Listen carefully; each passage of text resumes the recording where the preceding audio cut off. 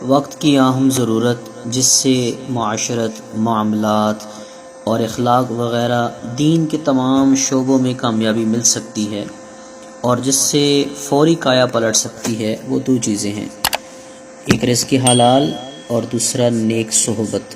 زندگی پر پیٹ میں کیا منہ میں بھی حرام لقمہ نہیں جانا چاہیے۔ رزق حلال ہوگا تو عبادت مقبول ہوگی، حرام رزق سے انسان کا گوشت، پوست اور روح سب کچھ خراب ہو جاتا ہے۔ حرام رزق سے کوئی دعا بھی قبول نہیں ہوتی، حالانکہ دعا ایسی چیز ہے کہ کافر مانگے تو اسے بھی کچھ نہ کچھ مل جاتا ہے۔ جس آدمی کی آدھی سے کم کمائی حرام کی ہو، اس کی دعوت وغیرہ کھانا اگرچہ شرعاً جائز ہے، مگر حضرات خلفائے راشدین رضوان اللہ تعالی علیہم اجمعین نے اسے پسند نہیں فرمایا۔ یعنی حرام بھی تھوڑا بھی ہو تو تباہ کن ہے۔ زیادہ حرام کھانے یا حرام طریقے سے کمانے سے تو ہمیشہ سکون برباد ہو سکتا ہے۔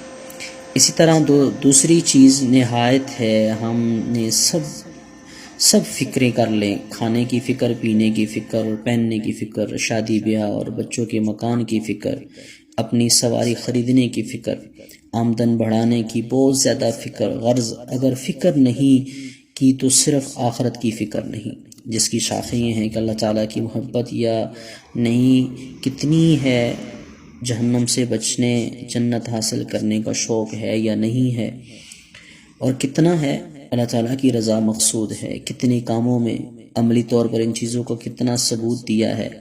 جب غور کریں گے تو بہت کمی محسوس ہوگی، پھر کمی دور کرنے کا طریقہ تلاش کرنے کی خواہش ہوگی۔ دنیا کا اصول ہے کہ کوئی بھی کام کرنا ہو تو اسے ماہرین کے پاس جانا پڑتا ہے۔ لوہے کا کام کرنا ہے تو لوہار کے پاس، بڑھئی کا کام کرنا ہے تو ترکھان کے پاس، مستری اور مکینک ہے تو پہلے مزدوری کرنا پڑے گی۔ اسی طرح اللہ والا بننا ہے تو اللہ والوں کے پاس آنا جانا اور رابطے رکھنے پڑیں گے۔ اس لیے وقت کی اہم ضرورتوں میں سے ایک بہت بڑی ضرورت ہے کہ کسی صحیح اللہ والے کے پاس آنا جانا، خط و کتابت شروع کر کے اپنا اصلاحی تعلق مضبوط کر لیں۔ جب اللہ والے پر اللہ کی نظر شفقت رحمت ہوتی ہے تو اس کے مریدوں پر بھی ہو جائے گی۔ کسی اللہ والے سے اپنے اخلاق کی اصلاح کرانا ضروری ہے۔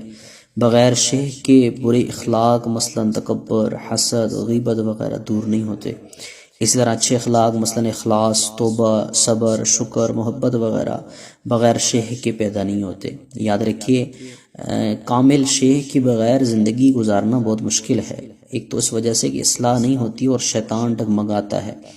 جب اللہ والے سے تعلق مضبوط ہوگا تو شیاطین بھی آپس میں کہتے ہیں کہ یارا اس کا تعلق فلاں ایک آدمی سے ہے، یہ بات نہیں مانے گا، یہاں دال نہیں گلے گی، کہیں اور چلتے ہیں۔ اور یہ بات بھی ذہن میں رہے کہ شیخ پیر کے بغیر زندگی گزارنا ایسا ہے جیسے انجن کے بغیر گاڑی چلانا، اور شیخ سے تعلق جوڑ کر زندگی گزارنا ایسے ہے جیسے انجن کے ساتھ گاڑی چلانا۔